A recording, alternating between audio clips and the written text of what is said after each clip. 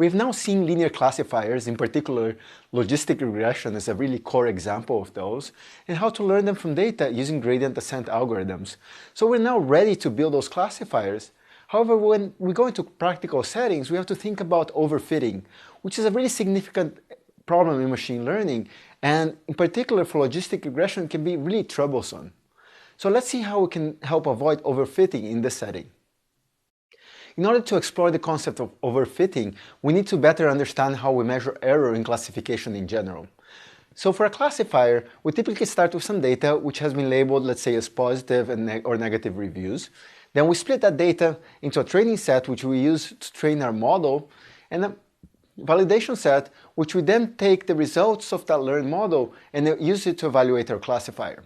So let's talk a little bit about evaluation of a classifier in general. As we discussed in the first course, we measure a classifier's performance using what's called classification error. So for example, if I give a sentence, the sushi was great and it's labeled positive, and I want to measure my error in that sentence, what I do is I feed the sentence into my classifier, so the sushi was great, but I hide that label so that the classifier doesn't get to know whether the sentence was labeled as positive or negative in the training data. And then I compare the output y hat of my classifier with the true label. In this case, they both agree, so the classifier is correct, so I add one to the correct column.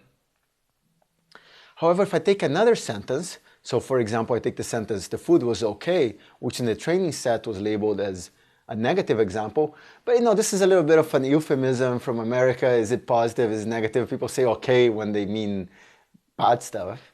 And so if you feed that to the classifier might not be familiar with that kind of cultural jargon. And so when you hide the label, the classifier might say, oh, y hat is positive, but truly it was a negative label, and the classifiers then made a mistake. So now we put +1 in the mistake column. So in general, we're going to go example by example in our validation set and measure which ones we got right and which ones we made a mistake. And now we can measure what's called the error or classification error in our data. So let me turn my pen on here. I'm going to use white here. So it's pretty simple. The error measures the fraction of data points where we made mistakes. So it's the ratio between the number of mistakes that I made and the total number of data points.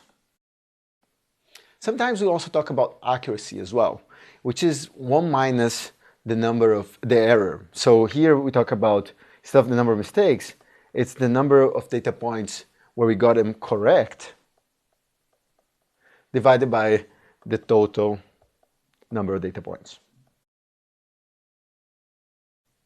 Very good.